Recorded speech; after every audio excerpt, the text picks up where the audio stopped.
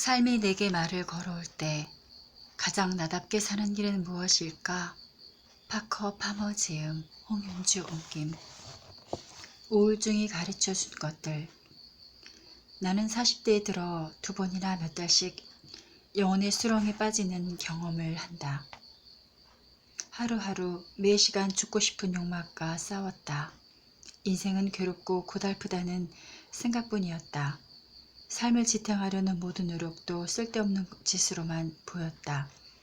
나는 우울증에 빠진 사람들이 왜 자살하는지 이해한다. 그들은 휴식이 필요한 것이다. 하지만 다른 사람들이 어떤 이유로 죽음 같은 삶의 한복판에서 새로운 삶을 찾아낼 수 있는지는 이해가 안 된다. 나도 그 중에 하나이긴 하지만 내가 우울증에서 살아남기 위해 또 거기서 성공적으로 빠져나가기 위해서 무엇을 했는지는 말할 수 있으나 내가 어떤 이유로 그런 일을 해낼 수 있었는지는 설명할 수 없다. 한 번은 성인계의 상당 부분을 우울증과 싸워온 어떤 여성을 만난 적이 있다. 우리는 오랜 시간 내면 세계에 대한 진솔한 이야기를 나누었다. 이야기가 끝날 때쯤 그녀는 괴로움이 가득한 목소리로 이렇게 물었다.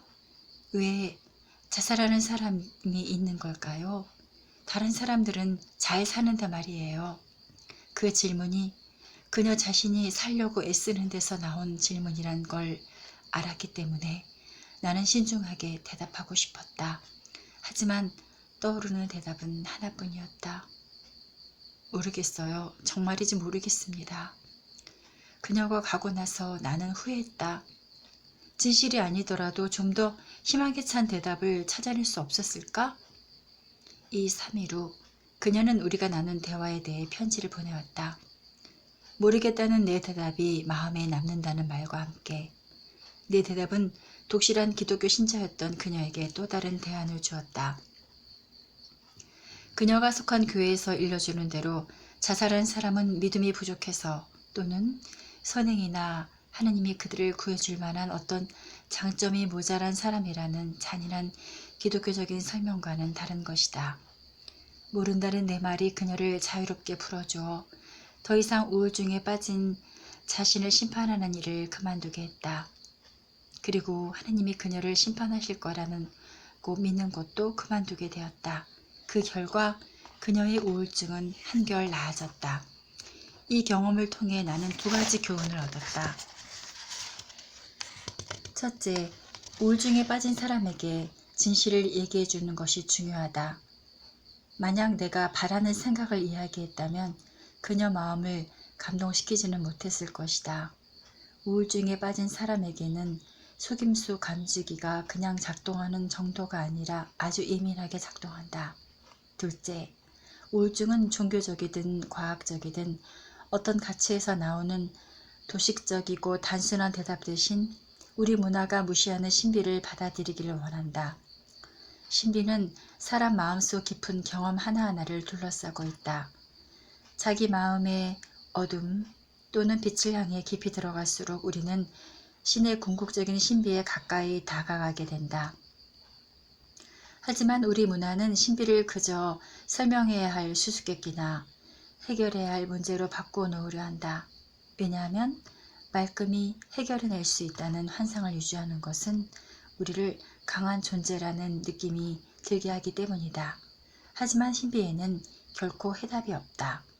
신비는 다 풀리는 거라고 억지를 부리면 인생은 더 진부하고 더 희망 없는 것이 되어버리고 만다. 신비의 해결은 결코 일어나지 않으니까. 우울증의 신비를 받아들이는 것이 수동적인 행동이거나 포기는 아니다. 낯설어 보이지만 사실은 자기 가장 깊은 곳에 있는 자아의 힘의 영역으로 이동하는 것이다. 그것은 기다림이며 지켜보는 것이다. 귀 기울이는 것, 고통을 겪어내는 것, 그리고 그게 무엇이든 가능한 대로 자기에 대한 지식을 수집하는 과정이다. 그런 다음 그 지식을 바탕으로 선택하는 것이다. 아무리 어렵다 하더라도 매일매일 자기 자아의 생명을 불어넣는 것은 그것을 선택하고 또 그렇지 않은 것을 버림으로써 다시금 건강한 삶으로 한 걸음씩 돌아가기 시작하는 것이다. 내가 얘기하는 지식은 지적이고 분석적인 것이 아니라 스스로를 완전하게 하는 것으로 마음에서 우러나온다. 완전함으로 이끄는 그 선택은 실용적이거나 계산되는 것이 아니며 그 어떤 목적이 있는 것도 아니다. 다만 개인적 진실을 간단하면서도 심오하게 표현해 주는 것이다. 그것은 힘든 길이기에 학교에서도 가르쳐주지 않는다. 나는 안다. 나는 그 길을 2번이나 걸어야만 했다. 첫 번째에 알게 된 나 자신의 모습이 두려웠기 때문이다. 내가 알게 된 것을 거부했고 필요한 선택을 하지 않았다. 그 대가는 지옥의 경험을 한 번 더 하는 것이었다. 가장 어려운 일은 남의 고통을 고치겠다고 덤벼들지 않는 일. 그냥 그 사람의 신비와 고통의 가장자리에 공손하게 가만히 서 있는 일이다. 영혼의 고통에 다가서기. 이상하게도 내가 우울증에 빠져 있을 때 나를 잠깐 찾아왔던 어떤 사람들이 생생하게 기억난다. 당시에 나는 그때 누가 곁에 있고 누가 없는지도 잘 알 수 없는 정도였는데도 말이다. 우울증은 관계 단결의 극단적인 상태이다. 우울증은 모든 살아있는 존재의 생명선인 관계성을 끊어버린다. 나를 찾아왔던 사람들을 나쁘게 말하고 싶지는 않다. 그들은 모두 호의로 찾아왔던 사람들이다. 또 내게서 완전히 등을 돌리지 않은 몇 안 되는 사람들이 있다. 하지만 그들의 좋은 의도에도 불구하고 그들 대부분의 행동은 욥의 유언자와 같았다. 비참한 처지의 욥을 찾아와 동정을 보여 그를 더 깊은 절망으로 빠뜨린 친구들 말이다. 어떤 사람은 내 기운을 북돋을 양으로 이런 말을 했다.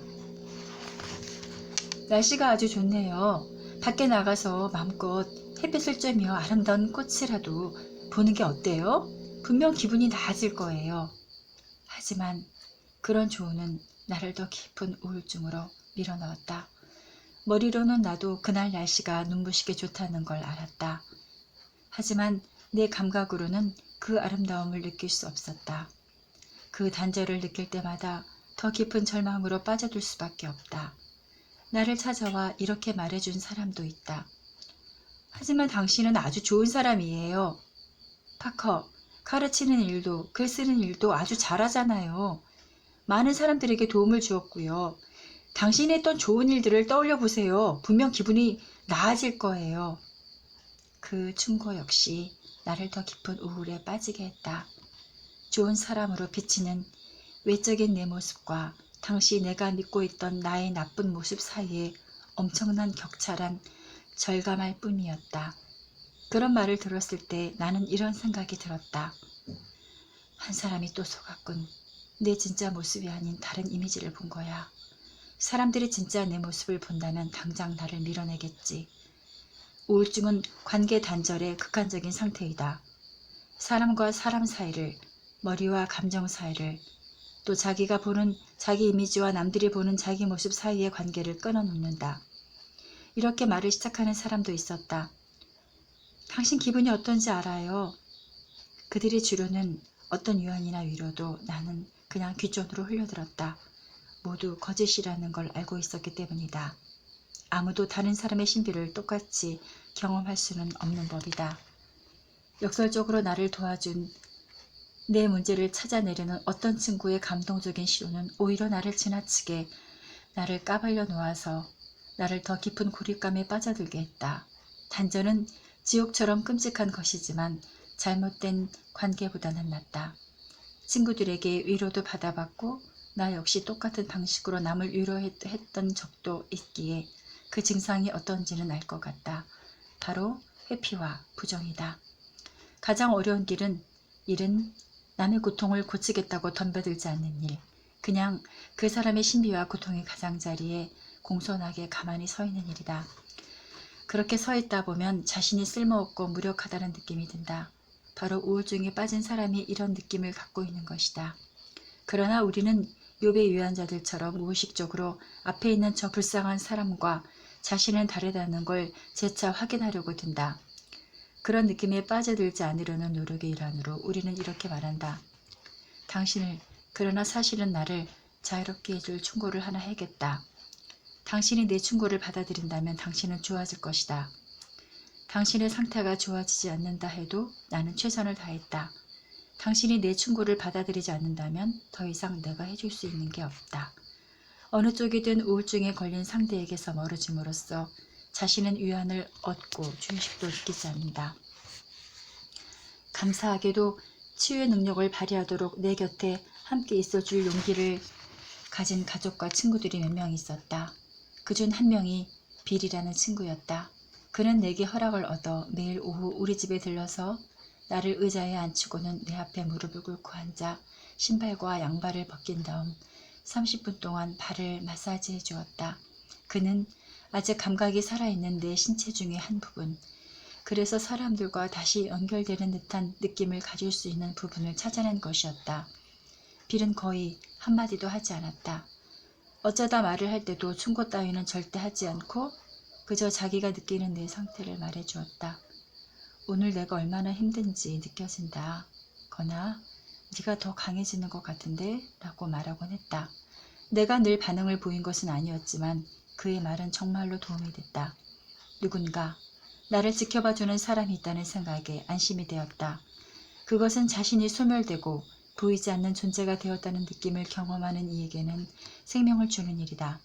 그 친구의 생명이, 행동이 내게 어떤 의미였는지는 말로 표현하기란 불가능하다. 예수님이 발을 씻어준다는 성경의 이야기를 깊이 이해하게 되었다고 말한다면 충분하지 않을까? 시인 라이너 마리아 릴케가 말하기를 사랑은 두 개의 고독이 서로를 방어하다가 서로를 접하고 인사하는 것이라고 했다. 빌이 내게 준 사랑이 이런 것이었다. 그는 결코 나의 내면을 거짓 위로나 충고로 침범하지 않았다. 그는 내면의 경계선에 가만히 서서 나와 내 여행을 그리고 모든 상황을 그냥 그대로 놔둘 수 있는 용기를 존중해 주었다. 릴케는 영혼의 고통을 회피하지도 침범하지도 않는 사랑을 그리고 있다. 고통받는 사랑을 향한 신의 사랑은 우리를 고치는 게 아니라 함께 고통받음으로써 우리에게 힘을 주는 것이다. 다른 사람의 고독의 가장자리에서 존경과 믿음을 갖고 서 있음으로써 우리는 신의 사랑을 묵상할 수 있다. 놀랍게도 첫 번째 우울증에 빠져 잠 못 이루던 한밤중에 그 사랑의 신호를 받았다. 너를 사랑한다, 파커 라는 목소리를 들은 것이었다. 그 말은 바깥에서 들려오는 소리가 아니라 내면에서 조용히 우러나오는 소리였다. 나의 에고에서도 나오는 소리도 아니었다. 나의 에고는 그런 말을 하기에는 자기에 대한 미움과 절망 때문에 너무나도 지쳐 있었으니까. 설명할 수 없는 은총의 순간이었다.